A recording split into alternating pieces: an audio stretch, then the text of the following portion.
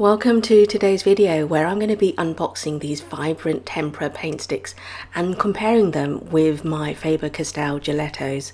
I'm going to show you some examples of my sketchbook mixed media pieces which I've created using those gelatos, and we are going to be swatching both sets of paint sticks to see how they behave. And to top it all off, I'm going to demonstrate with a lovely floral piece using both the tempera, gelatos and coloured pencil. These are my gelatos. I bought them straight after I got back from France. I'm in the UK and they were very difficult to hold of. I got these off eBay for probably an extortionate price, but I'm really glad I managed to find a set. This is the Faber Castell translucent set that I bought. I'm going to be honest, I did pay probably double the recommended retail price for this on eBay. They were sold out almost everywhere, including Amazon, so I'm just saying they could be really difficult to get hold of. So this is what it looks like. This is the hazelnut. It looks like a lipstick basically. You twist the bottom and it comes out like that.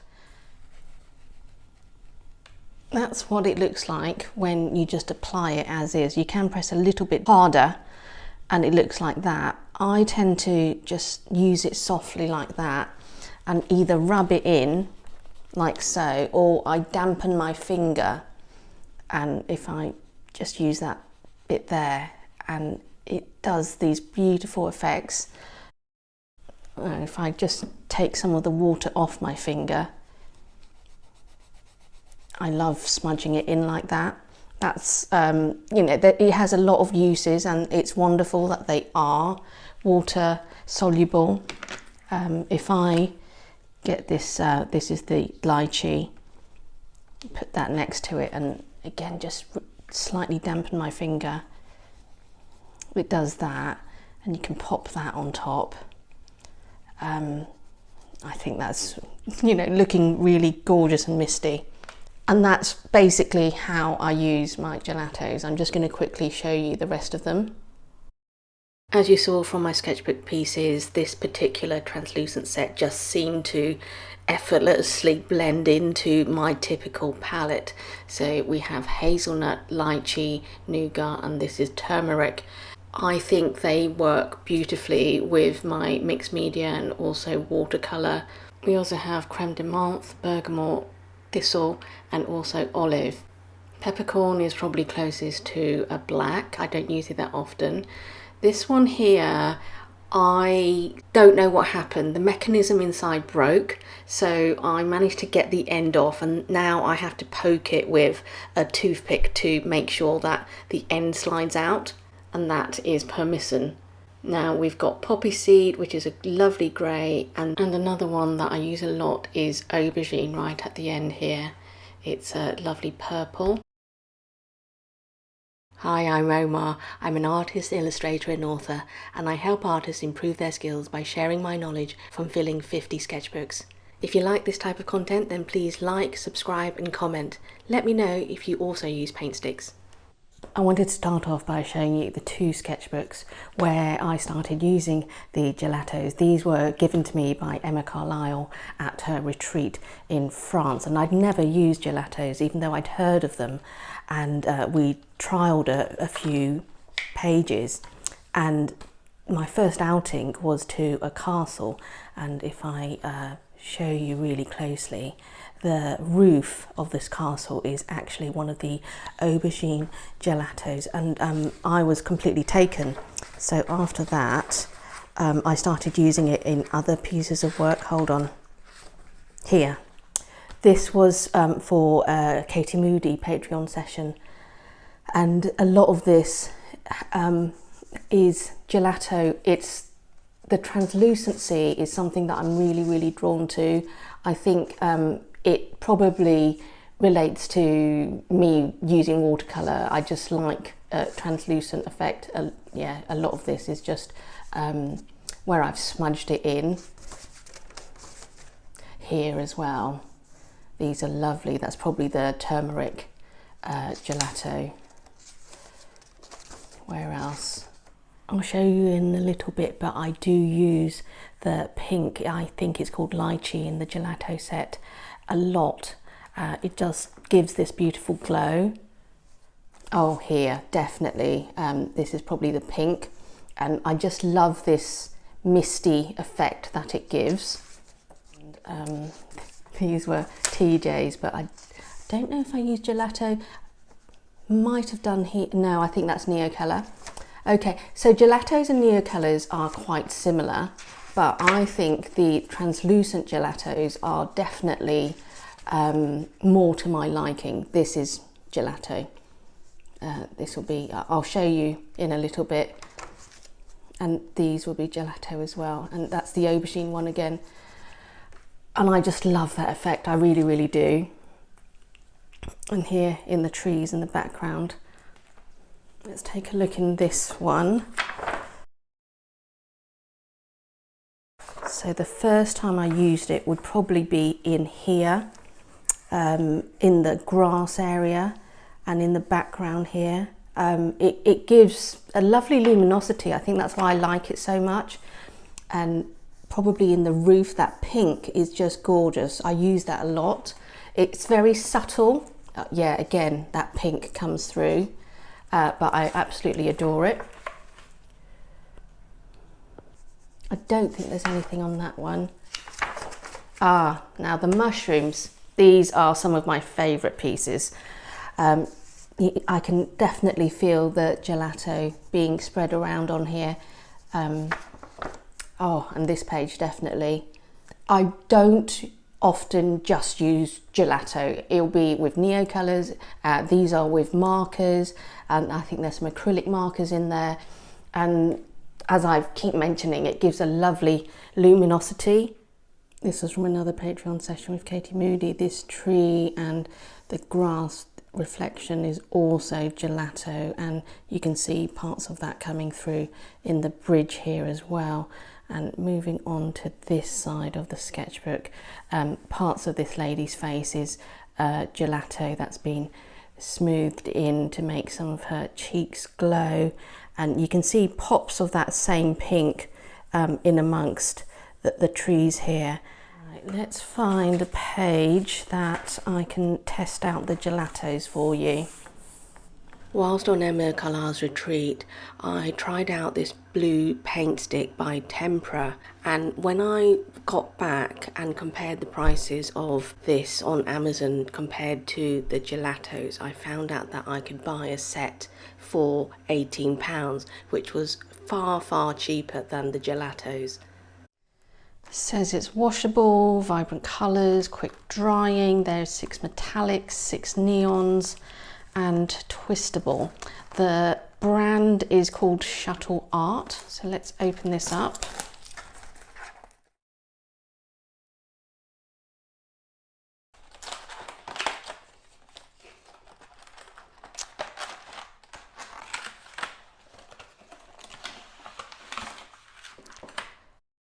Oh, I say, these are really bright compared to these. So this is going to be really interesting. Let's try these out. I am trying to find the name of the colour of each one, and I'm hunting around, and they don't have any. Bearing in mind these are made for kids, so probably doesn't matter so much. Let's untwist that. Oh, it's like a big fat lipstick. Okay, let's swatch this. Oh, I say, oh my goodness me, that is glorious. That went on really, really smoothly. Just using a little bit of water and it does that. Now, it is a lot smoother. Obviously, this isn't translucent. This is a lot more solid. And I don't know that it is as water soluble. I'm having to put quite a lot there. And if I work back into it, that's probably a little bit better. Hold on, let me just pick out another one quickly before I swatch these because I'm just too intrigued now. They are super duper bright. I don't normally work this bright. I have a fairly subdued palette. That's not bad. Let's work some of this red into it. It is really, really creamy. Oh, look at that. I haven't added any water to this part. That is really nice. That is probably more the colour that I would go for. And if I do dab my finger in water, you get that sort of effect. Hold on, let me put some yellow on there. Now that's quite nice, isn't it? Hold on, there's a white here. What happens if I add a bit of white? Oh, now that's interesting, isn't it? There's this kind of blossom colour. Just gonna see what happens. Oh, it is gorgeously thick. I'll give it that. And it's very solid compared to the translucent ones that I'm used to. You know, they're not bad. They're not. The lighter ones really aren't that bad. Let me pick out another light one. There's not that many, to be fair. This is probably the other one. This is a light sort of spring green. It doesn't really go on lightly, even when I'm just pressing really, really lightly. It's a pretty solid line. I think if I incorporate this in mixed media, I'm going to have to smudge it in. I like to smudge things in. I have to add quite a bit of water, it seems, in order to get an effect that is similar to the gelatos. They don't blend as well. You know, I'm trying to remember, it is made for kids. It works really well with the white, I have to say. Let's try another, add white to this part here. I mean, that's probably closer to how I like to work. So there's lots of possibilities. Let's just quickly swatch these out and you can see. When I first applied these, they seemed a little bit tacky, but they did dry pretty quickly. And the texture that left behind is a cross between gouache and acrylic because it's quite a flat medium. If you remember, these tempera sticks are actually made for kids rather than somebody with an art supply problem. They are so opaque, and I can see how these could be alternatives to perhaps the acrylic markers. Maybe I can cover up parts of my paper because they are so solid. The ones I'm swatching now are neon and metallics. I wouldn't say that the metallics were very sort of metallic-y, but the neons definitely were. Just check out these colours.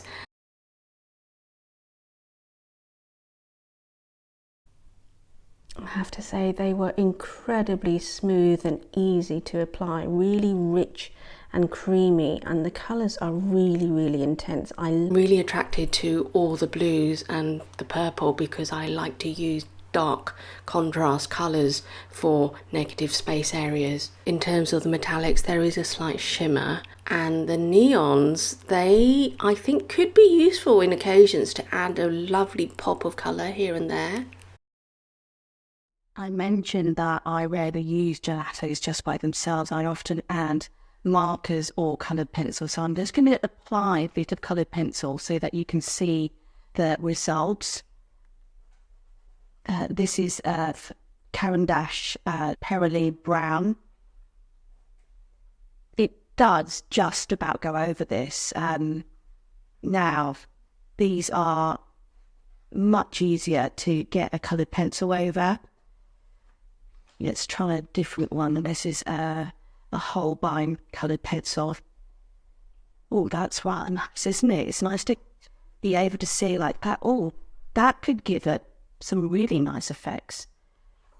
Right, this 21, lovely. And it's not as prominent. If you compare the two, it really is a little bit trickier on the gelato. So there's possibilities with the tempera. I wanted to use both the gelatos and the tempera in an actual sketchbook piece to see how they behaved in a real life situation. So I am going to be creating these florals in my mixed media sketchbook. This is just the next page. And I created these during Emma Carlisle's retreat. These are monoprints off a jelly plate. I do have a jelly plate, and I'm going to create a separate video where I show you how I came up with these textures. This is something I've been doing since I was at college. I really love printmaking. I'm going to give a rough outline of these simple arrangement of florals here, and then apply some of the gelato and tempera and combine it with some more coloured pencils and see what we get. I plotted out the shapes of the tulips and the daffodils using the tempera. The first layer of the leaves was the gelato, and then I used coloured pencil to pick out some of the details, and this is pretty much the same process I used over all the florals here.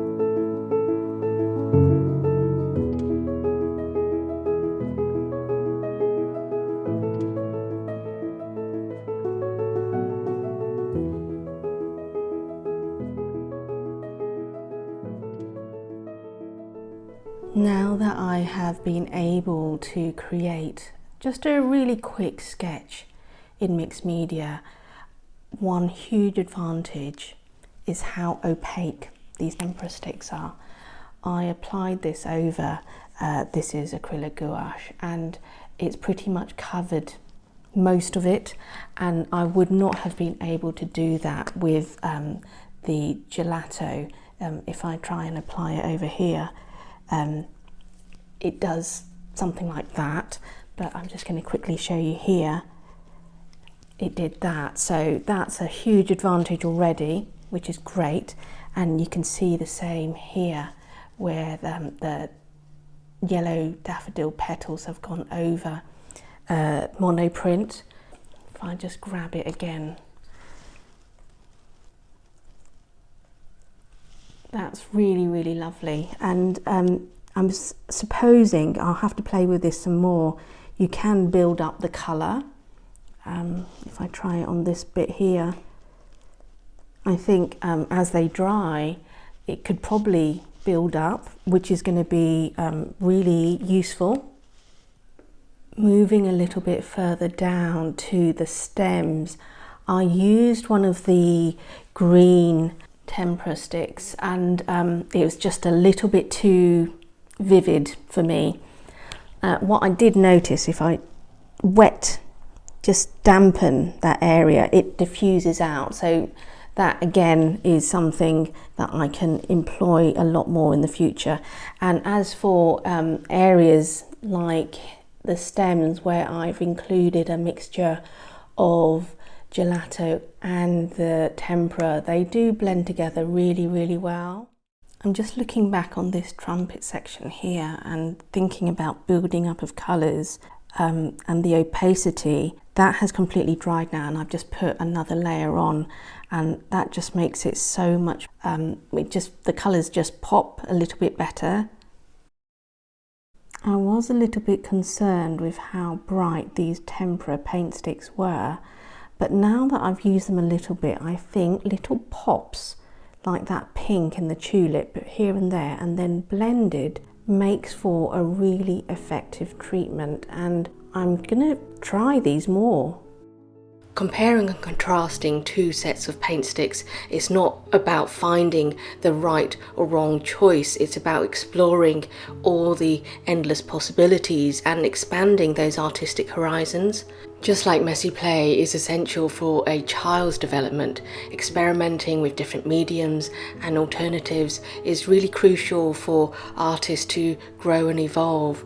In that process of experimentation, artists like me can learn and discover new techniques, textures, colours that they might not have encountered otherwise. And it's through trial and error that true innovation and creativity can flourish. So don't be shy from messy play. I always think trying out new things is a bit of an adventure, a bit of an experiment for learning experiences.